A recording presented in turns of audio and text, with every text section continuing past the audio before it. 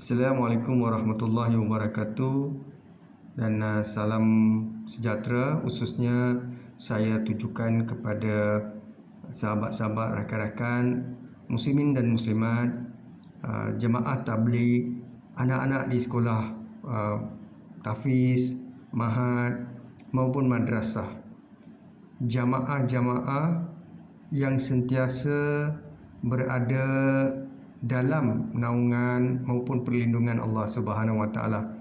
Saudara dan saudari sekalian, izinkan saya untuk memberikan pandangan peribadi saya kerana Allah Subhanahu Wa Taala dan kerana mengasihi saudara dan saudari, khususnya jamaah-jamaah yang sedang diuji oleh Allah Subhanahu Wa Taala.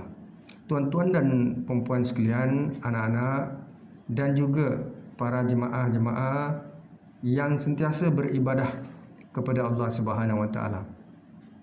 Tuan-tuan dan puan-puan, kita sedar dan apa yang berlaku dalam negara kita khususnya berkaitan dengan pandemik COVID-19, usaha-usaha yang dijalankan oleh pihak kerajaan MKN dan seterusnya, usaha juga datangnya secara konsisten berterusan bertali arus daripada KKM.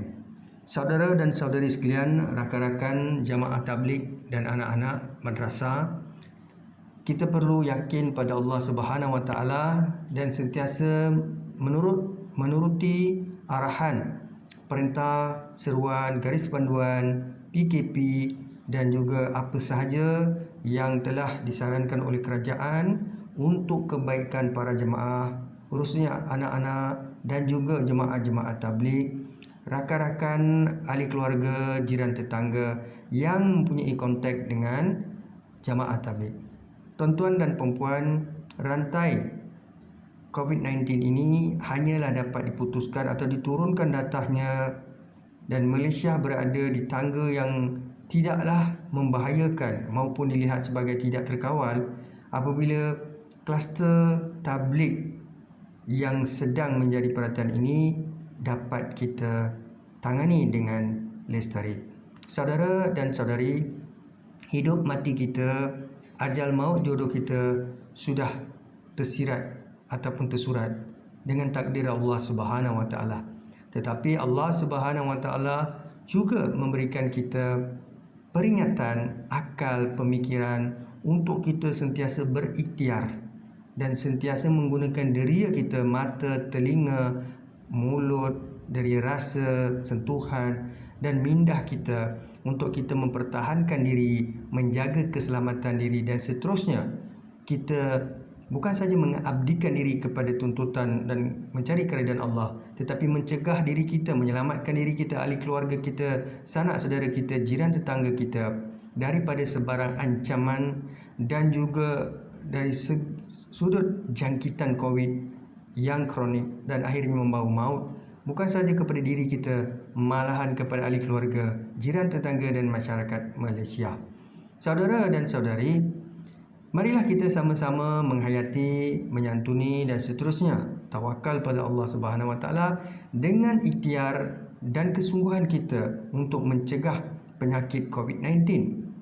Kita juga bukan saja berserah atau menyerahkan diri kepada Allah Subhanahu Wa Taala dengan tanggapan atau nawaitul kita, hidup mati kita hanyalah kerana Allah. Bukannya kita perlu takut dengan coronavirus atau coronavirus maupun COVID-19. Tuan-tuan dan puan-puan, bagaimana sukarnya MKN, KKM dan seterusnya agensi keselamatan, pihak berkuasa dan kerajaan bertungkus lumus sentiasa memikirkan kaedah dan juga strategi untuk memutuskan COVID-19.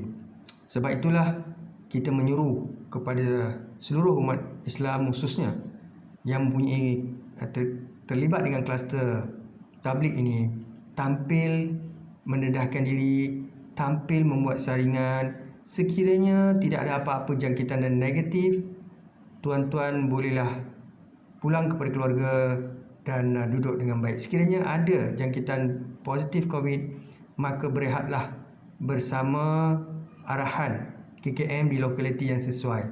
Saudara dan saudari, pakar perubatan kita, pegawai-pegawai perubatan warga KKM di hospital dan klinik kerajaan dan swasta, mereka terlatih dan mereka bersungguh-sungguh untuk menyelamatkan nyawa dan diri kita, keluarga, jiran-jiran, anak-anak, belia dan seluruh rakyat Malaysia. Kita tidak perlu bimbang dan janganlah kita membiarkan diri kita menjadi mangsa kepada COVID dan seterusnya membiarkan jangkitan itu merebak kepada anak, isteri, keluarga, jiran, tetangga, sepupu dan sebagainya. Dan saya juga menyuruh kepada pihak-pihak lain, individu lain, tidaklah perlu menghina, menggunakan bahasa-bahasa kesat, bahasa-bahasa terlalu tidak elok untuk dilihat terhadap mana-mana kumpulan kluster termasuk daripada Itali di Sarawak maupun kluster menghadiri majlis perkahwinan, kluster mungkin di Jasin dan kluster di sekarang ni kawasan merah di Putrajaya, di Jasin dan juga Rembau.